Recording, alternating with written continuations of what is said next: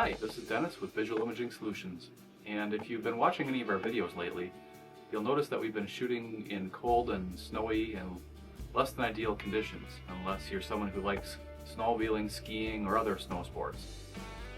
And sometimes, whether it's for personal projects, for fun, or for our clients, we've had to take our cameras out under these conditions and shoot with them, sometimes in weather that's extremely cold, even down around 0 degrees Fahrenheit or even colder.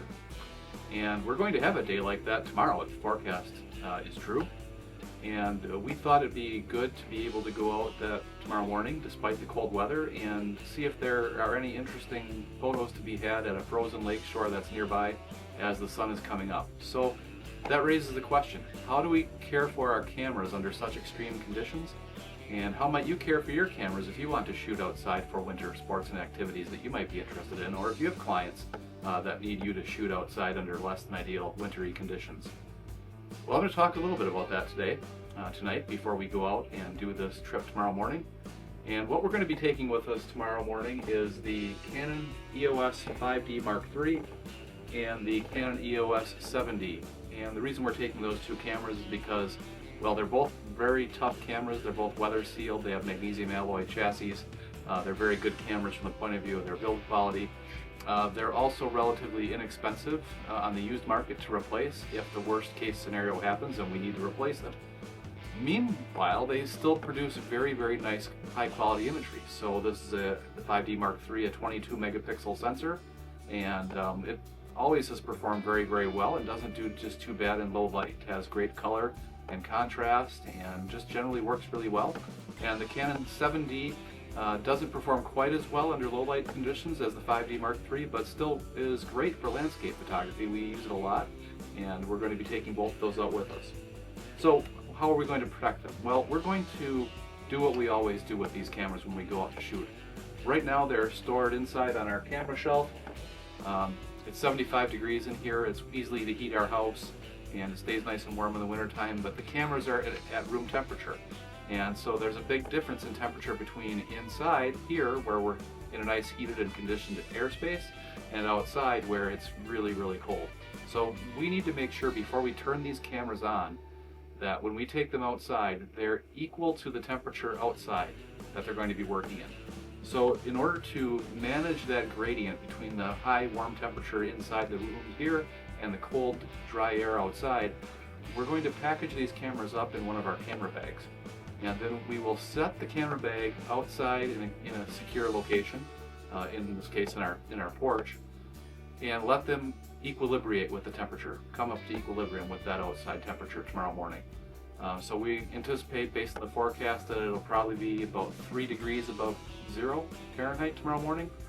It'll be about 72 degrees in here tomorrow morning, so that's quite a difference in temperature of about 69 degrees.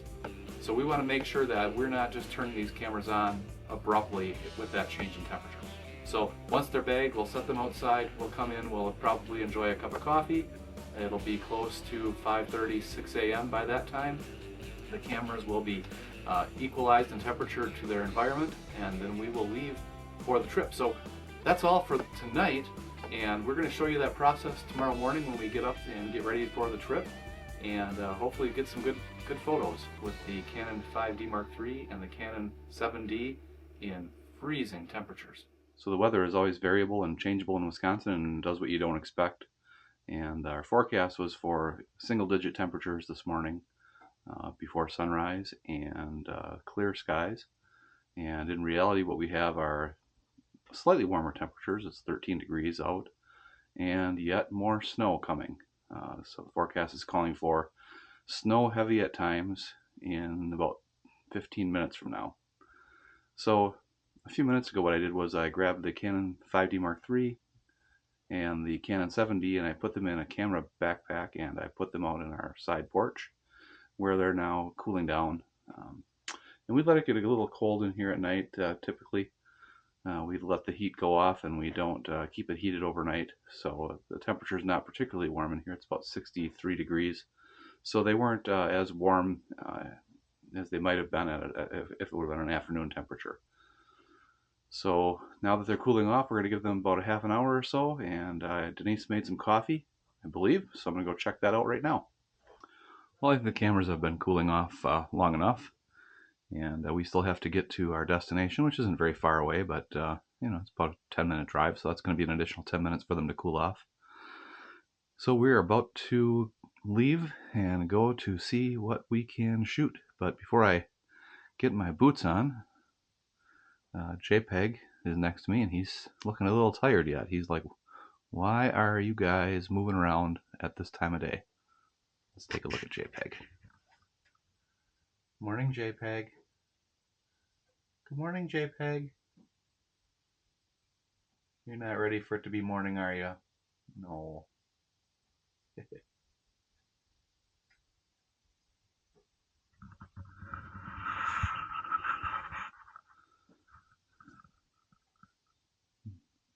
He might look a little crabby, but I think he's just tired. What's going on over there? I'm trying to get buckled in. How's that working? Well, I got all these layers on here. I can. What? Okay. Well, one of the things you'll find out when you get married is that everything has to slow down. I can't help it. I have all these layers on. You'll get ready. You'll plan to do something. Your wife will know that you're planning to do something. You're going to do something. This has been hours in the making that this is going to happen. And you get ready in the morning. You plan ahead to give your wife an extra hour. And you still can't make it on time because everything goes really slow. Including when you go to get in the truck and she says, "Oh, maybe I should get some video of you starting the truck." And you're like, "Okay, I'll just get buckled in and we'll do that." And you take 3 seconds to get buckled in, and you look over to the passenger side, and your wife is struggling like a squirming squid trying to figure out how to buckle her seatbelt for the next 5 minutes. Okay, I'm ready now. As if she hasn't buckled her seatbelt in this particular vehicle about 1 million times since 2012. I'm waiting on you now.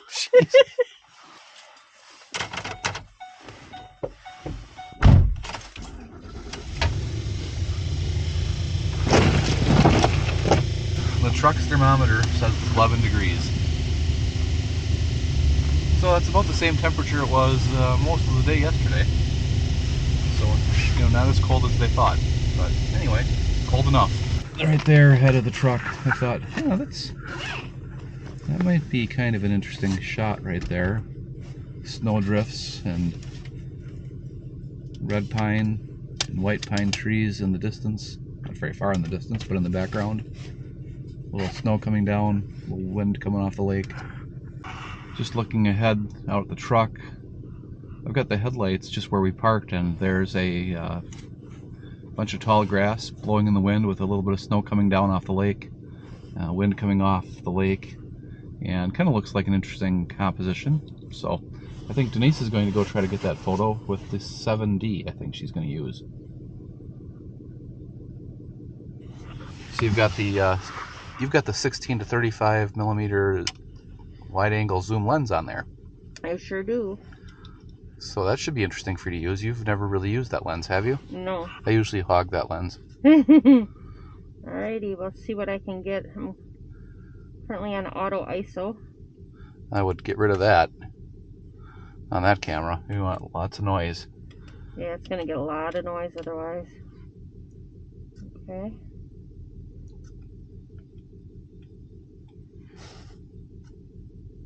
Alright, I'm just going to go see what I can get then.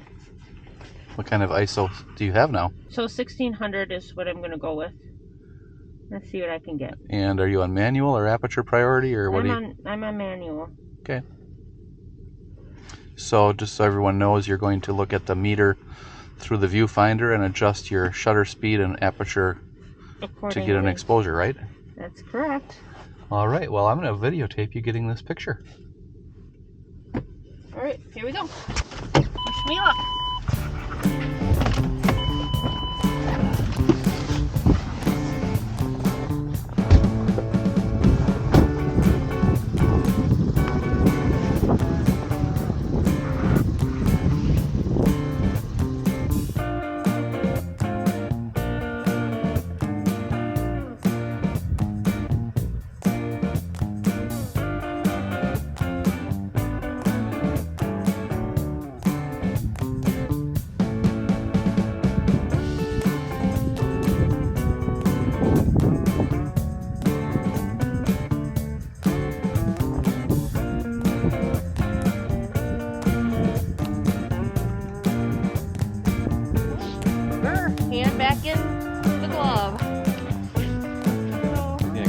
back in there. You know, once you come out here, there's a wind, and it's only now 11 degrees here, and the wind is coming off the lake, and as they say, the feels like temperature is probably 5 below zero. Yeah, my fingers are frozen already. Yeah, my glasses are fogging up. So yeah. But I'll trade you. I'll give you the video camera. I'm gonna take the other camera and see if I can't get a shot here too. Yeah, I had to go at 1/8 of a second. Yep. So it's a little bit slower of a shutter speed. Bit of a slower shutter speed, but hopefully I was able to stay steady enough. Yeah. Well, the 7D is not a well-known camera for its low light capabilities. Right. And even with the headlights on, it's probably a tripod would have been better for that shot with that camera. But the 5D Mark IV, much better. The 5D Mark III has much better low light, so we'll see what that does. Okay, sounds good. Okay, Dennis is getting his settings ready. He was smart to do that in the vehicle.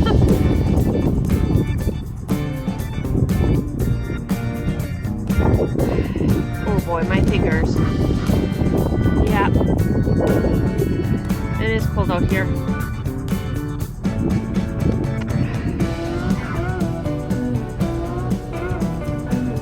On the gloves, and here we go.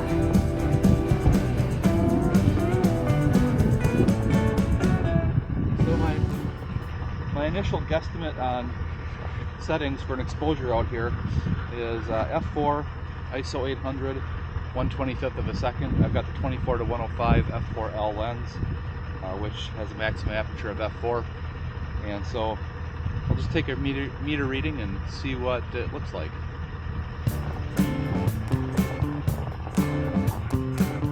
Get Denise to not stand in my light. Behind here, sorry. Say that again, honey. I'm a little underexposed, but I think that might be okay. I'm going to try an underexposed shot, and then I'll raise my ISO just a little bit.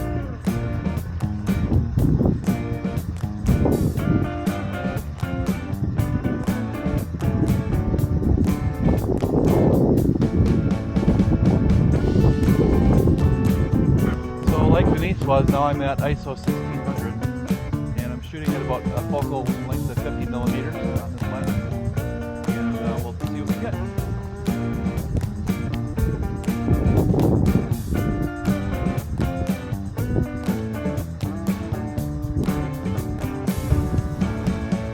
I think that might be an interesting look.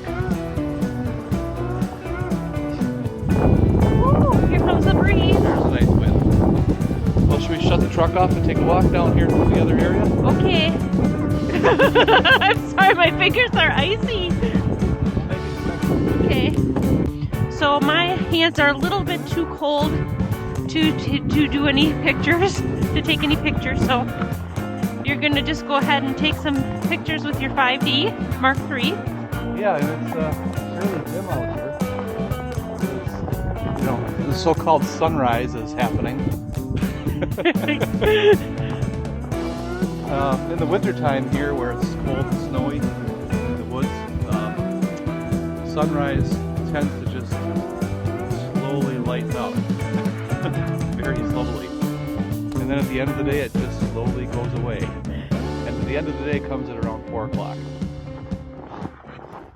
So we're really going to test the 5D Mark III by going to ISO 3200. So back when this camera came out, it was touted for its low light capabilities, and I think we've shot ISO 3200 on it before, but so we'll show you what that looks like, ISO 3200 on the 5D Mark III.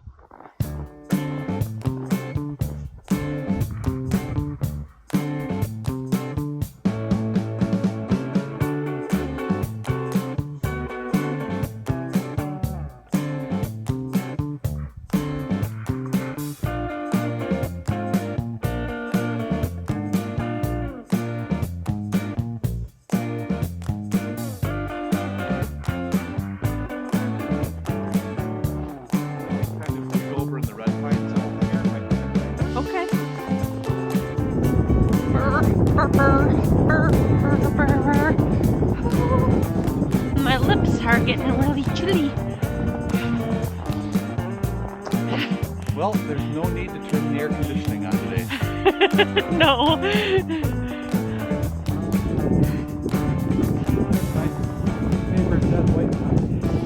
Look at that.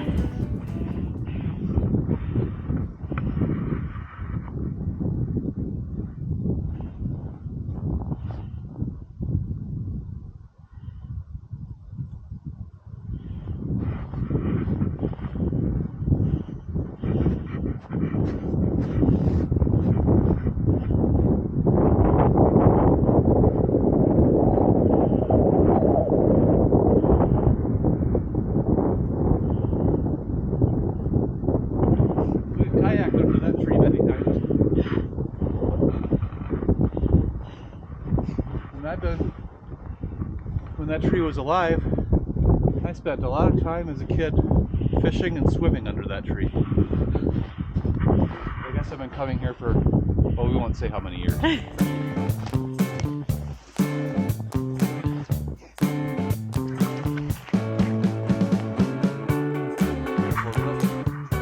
Beautiful. Really beautiful.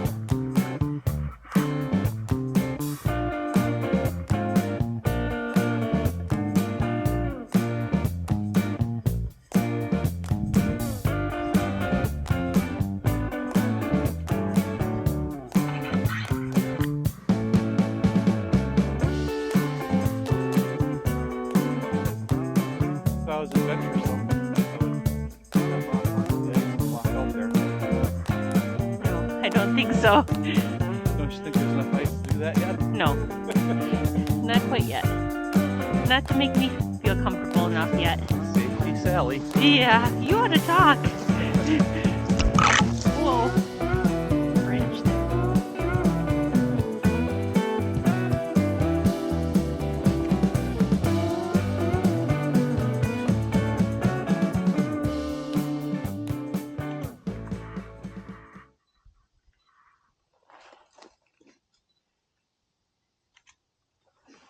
A couple different compositions of that spot right there.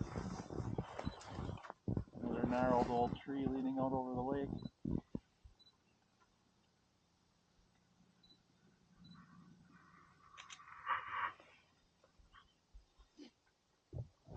I suppose you're cold, huh? I think my digits are gonna turn black and fall off here. Well, maybe we should head back, huh? So, just a quick expedition out here to the lake shore in some pretty cold weather. Now, what we're going to do to prepare these cameras for return to a heated space is I'm going to put them back in the bag, or Denise will put them back in the bag. We'll turn them off and we'll zip up the bag. And then the bag will insulate the cameras, and we can bring the bag into a warm environment. We can actually turn the heater on in the truck and start warming it up. And then we will leave them in the bags turned off for at least 2 hours, maybe even longer, and let them come up to temperature slowly. And then we'll be able to use them indoors again. Well, I'm Denise. You are! We're so cold.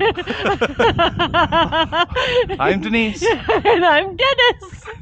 And it's freezing cold out here. It's causing brain freezing. So, please make sure you like, comment, and subscribe.